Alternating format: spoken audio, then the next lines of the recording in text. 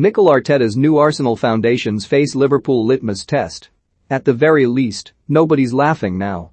Back in mid-September, after Arsenal had finally won their first game of the season with a narrow 1-0 victory over a pitiful Norwich City, Mikel Arteta described it as the best week or 10 days of my career in this industry. Some within that industry reacted with mockery, comparing it to some of Roberto Martinez's more outlandish comments. Arsenal had after all been dismal in the first 3 games of the season, and external pressure was growing on Arteta. Jurgen Klopp wasn't one of those laughing, though. He's had respect for Arteta since the Basque became coach of Arsenal and is currently preparing for what he believes will be a very awkward game at Anfield this weekend. That feeling is all the more pronounced since Liverpool, for once, need a result much more than Arsenal. Klopp's side have dropped to 4th in the league, just 2 points ahead of Arteta's, having failed to win since that 5-0 demolition of Manchester United. They've since let a 2-0 lead slip to draw with Brighton and lost 3-2 to West Ham United. There is none of that porousness at Arsenal. They haven't been beaten since their own 5-0 defeat to Manchester City before that September break and have won 6 of the last 8. While performances are naturally down to much more than that week to 10 days, not least a fair element of luck, Arteta does genuinely believe much of that period was important. First of all, it marked a boundary in the campaign, after which he was able to bring his full team together. Some around the club have even referred to it as Arsenal's true pre-season. It was then that Arteta put Aaron Ramsdale in, having specifically pushed for his signature. The young goalkeeper is a big character and has been an influential one, both in terms of dressing room mood and tactics. The defense has been reshaped around him, with all of Ben White, Gabriel, and Takehiro Tomiyasu brought in. The lack of European football has helped all this, allowing Arteta to hone the tactical work done since that break. The team now has a deeper understanding of what Arteta wants, and that is also true in a few senses. The 2 forwards, who are the 2 most senior players in the squad, now really get it. Arteta had productive meetings with both Alexander Lacazette and Pierre-Emerick Aubameyang over that September break, particularly with the latter and how he wears the armband. Arteta wanted to ensure Aubameyang was actually comfortable with his role as captain. They had a productive chat. Something has clicked. Those at Arsenal's training ground no longer see the disaffected star who previously had a reputation for falling asleep in team meetings.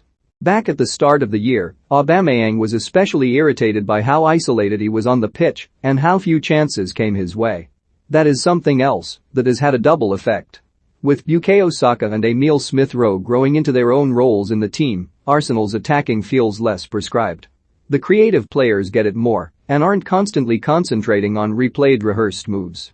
Quite simply, much more is coming Aubameyang's way. That has made him more invested, to only increase the effect of an improved physical conditioning. Aubameyang's movement has in turn created more space around the box, which has allowed Smith-Rowe to show just how much he has worked on his finishing. Ian Wright, a friend of his father, has even offered advice there. The effect is Smith-Rowe going from 2 goals in 2020 in the league to 4 in 11 already this season. Mikel Arteta has eradicated the pressure that built at the start of the season. The faith Arteta has shown in such young players is now being rewarded with a deeper devotion to his management, a willingness to fight for him. Saka and Smith-Rowe certainly don't see Arteta as arrogant in the way some around the club did when the team were losing.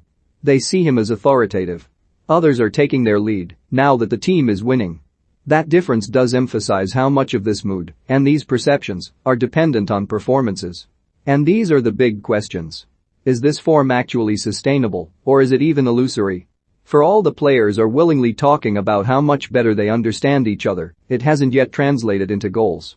Smith-Rowe's 4 formed 31% of Arsenal's goals in the league, with just 13 in 11. West Ham United have hit 23. Crystal Palace have scored 15. Even Newcastle United are just 1 behind them with 12. That is despite Arsenal enjoying a relatively favourable run of fixtures, a far remove from Chelsea and Manchester City in those opening games. Taking the table as it is now, the average position of Arsenal's opponents in the last 8 matches has been 12th. The worry is that a match away to Liverpool reveals the reality. It's all the more dangerous since it is a Liverpool who are desperate to prove a point. There's nothing like a Mohamed Salah run to disabuse a defence of the idea it is durable. The argument from those within London Colney is nevertheless that Arsenal still had to go and win the more forgiving games and that they were important to building up confidence. In short, they set the team right. Arsenal are certainly in a much better state for such a game than they were in August. They would also point to how the recent 1-0 win over Watford could easily have been 4-0 and that their backline is resolute. They have the sixth best defensive record in the Premier League, with just 13 conceded, despite losing one game 5-0. It is one of the more interesting things about Arteta's time too. For all the expectations that he would follow Pep Guardiola in terms of philosophy, there are many occasions when his team look more like another of his mentors. Arsenal often play like the best of David Moyes' Everton, and that is meant in a positive sense. They have a solid foundation and attack and spikes. There's also the fact that, like that Everton team, Arsenal are still some way below the big clubs. Their wage bill is considerably lower than the new Big Four, and some estimates have it at half of Manchester United's.